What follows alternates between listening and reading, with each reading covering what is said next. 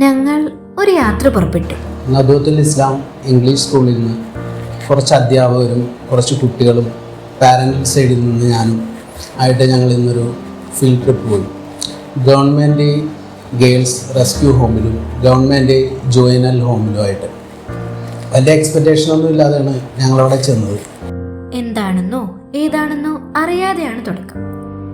ടീച്ചറും കുട്ടികളും രക്ഷിതാവും അടങ്ങുന്ന ഒരു സംഘമായിരുന്നു. പോകുന്നിടം സന്ദർശകരെ അനുവദിക്കാത്തതുകൊണ്ട് മുഴുവൻ കുട്ടികളും ഇല്ലായിരുന്നു. ഫോട്ടോ എടുക്കാനോ വീഡിയോ ഷൂട്ട് ചെയ്യാനോ ഒന്നും പറ്റില്ല. കുട്ടികളുടെ ഭാവി ഓർത്താണ് ഈ ഒരു ജാഗ്രത അവൾ പുലർത്തുന്നത്.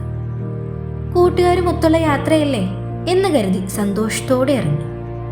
അല്പദൂരം എത്തിയപ്പോൾ ടീച്ചർ പറഞ്ഞു, പ്രിയപ്പെട്ട കുഞ്ഞുങ്ങളെ, നമ്മൾ ഇന്ന് എങ്ങോട്ടാണ് പോകുന്നതെന്നറിയാമോ? നമ്മൾ ഇന്ന് ജുവനൈൽ റെസ്ക്യൂ ഹോമിലേക്കാണ് പോകുന്നത്. അതായത് കുട്ടികൾ കുറ്റകൃത്യങ്ങളൊക്കെ ചെയ്താൽ അവരെ ഇടുന്ന ജയിലാണ് ജുവനൈൽ റെസ്ക്യൂ ഹോം. അവിടെ കുട്ടികളെ തിരുത്താനും അവർക്ക് വേണ്ട നിർദ്ദേശങ്ങളൊക്കെ നൽകാനുമായിട്ട് ഒരു കൂട്ടം ഉദ്യോഗസ്ഥരുണ്ട്. നമുക്ക് വായനാദിന സന്ദേശവുമായിട്ട് പുസ്തകങ്ങൾ നൽകാനാണ് അവിടേക്ക് പോകുന്നത്. നമുക്ക് അവിടുത്തെ ഉദ്യോഗസ്ഥരുടെ കയ്യിൽ പുസ്തകങ്ങൾ കൈമാറാം, അവരോട് സംസാരിക്കാം.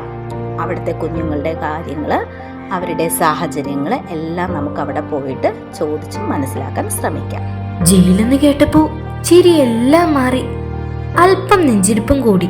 ബസ് എത്തുന്നത് ആലപ്പുഴ മൈത്തരയിലുള്ള ജുവനൈൽ റെസ്ക്യൂ ഹോമിന്റെ മുമ്പിലാണ്. എല്ലാവരും വരിയായി ഇറങ്ങി. കുട്ടികൾക്ക് കൊടുക്കാനുള്ള പുസ്തകങ്ങളുമായി ഞങ്ങൾ ഓഫീസിലെത്തി. സൂപ്രണ്ട് ശ്രീ സ്മിത VS ഞങ്ങളെ വരവേറ്റു. കുട്ടികൾ ചെയ്യുന്ന ചെറുതെന്ന് കരുതുന്ന കാര്യങ്ങൾ വലുതാകുന്നത് എങ്ങനെയെന്ന് ഞങ്ങൾ അറിഞ്ഞു.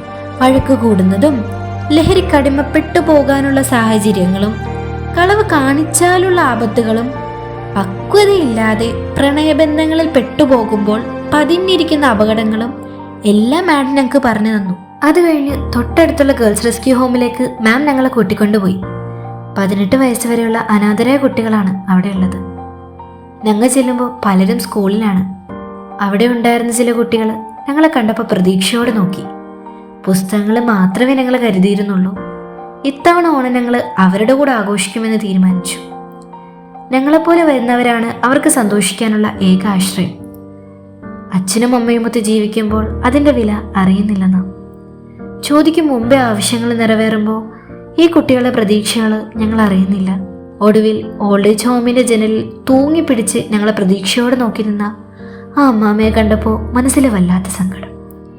ബസ്സിലിരുന്ന് ടീച്ചർ പറഞ്ഞു, നമ്മുടെ മാതാപിതാക്കൾ ഒരു ആയുസ് മുഴുവൻ കഷ്ടപ്പെട്ട് ആണ് ഓരോ മക്കളെയും വളർത്തി വലുതാക്കുന്നത്.